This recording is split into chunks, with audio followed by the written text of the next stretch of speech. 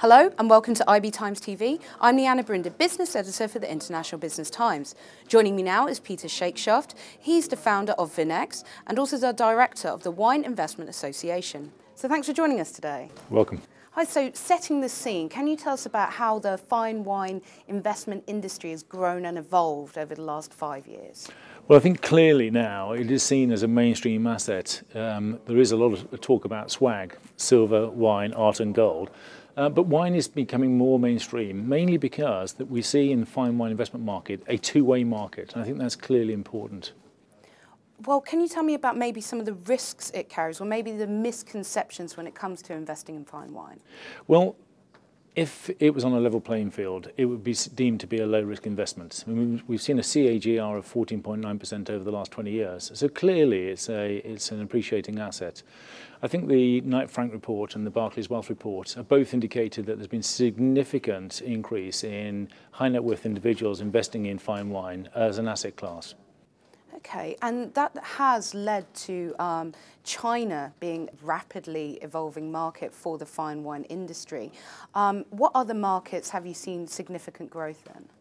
Well, I think importantly, it's a good point you make about China, because when the importation tax in Hong Kong was reduced to allow fine wine into that market, there was a rush of Chinese into the fine wine investment market, and in fact at that time they were mixing fine wine with Coca-Cola.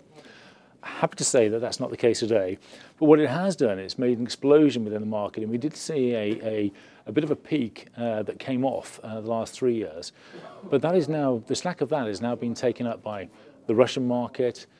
All the emerging markets now are really starting to take a really keen interest into it. And funnily enough, and interestingly for your viewers, is that India, in the trade agreement with the EU, that fine wine, taxation of fine wine into India is part of that agreement.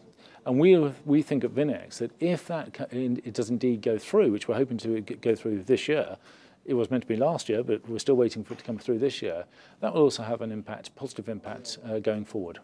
Well, I'm really interested in the differences in investor behaviour as well.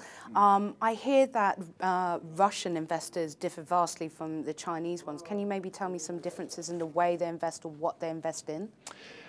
Another great question, because interestingly is that the Chinese are very open about what wine they hold.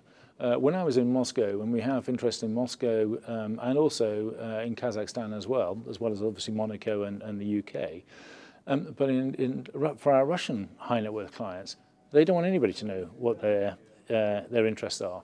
And certainly when we held a dinner in Moscow in May this year, we had to be very, very careful about explaining to other people what each individual was holding. So it's a completely different characteristic. The Russians also like the fact that their wine is held in the United Kingdom, because the tax laws over here, it can stay in bond and be looked after correctly, which obviously is an important point in regards to fine wine. But the Russian clients do like to have their assets in the United Kingdom. In terms of those assets, I mean, we hear about some companies out there that have either closed or there's been fraud within some of those companies. What would you say to investors to maybe put their minds at ease in terms of the risk that they take in investing maybe hundreds of thousands or millions in these assets? Well, clearly this is an issue for the wine market as a whole. And I think that every single private investor should have a case of wine in their portfolio because it's an appreciating asset. But you do have these rogue people out there that do cause problems. And one of the things that I did when we started at Vin-X was I called for regulation within the industry. And I'm really pleased to be a founding partner of the Wine Investment Association, which is a regulator. And what is important about that is that Mazars, who are a top 10 worldwide accountancy firm, check the wine stocks of companies like Vin-X to ensure that if I'm selling you a case of wine, that it will indeed be where I say it is going to be.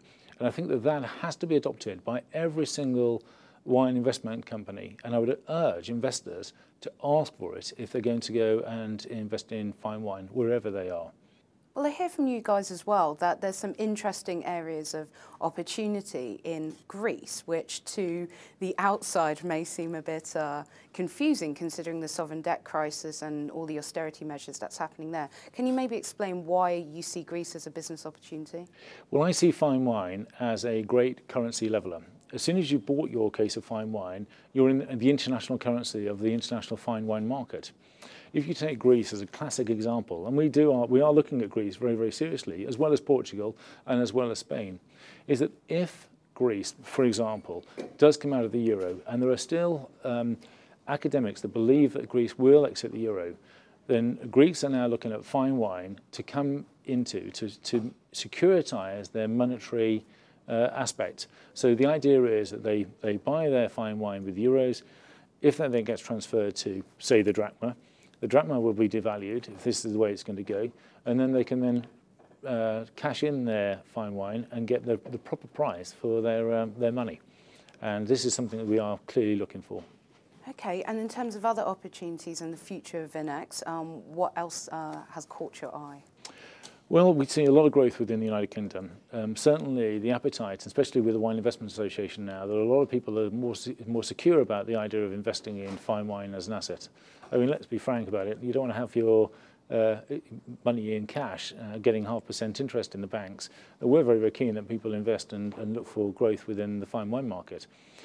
But that aside, we see a lot of growth in the emerging markets. We are keen on India. We are already established within Kazakhstan. We're already established within Moscow, and we are keeping our eyes open for other opportunities around the world. And of course, China, because you cannot cast your eyes further than China sometimes. Great. Well, thank you very much for joining us today. It's a pleasure. Thank you for having me. And that was Peter Shakeshaft. He's the founder of Vin-X.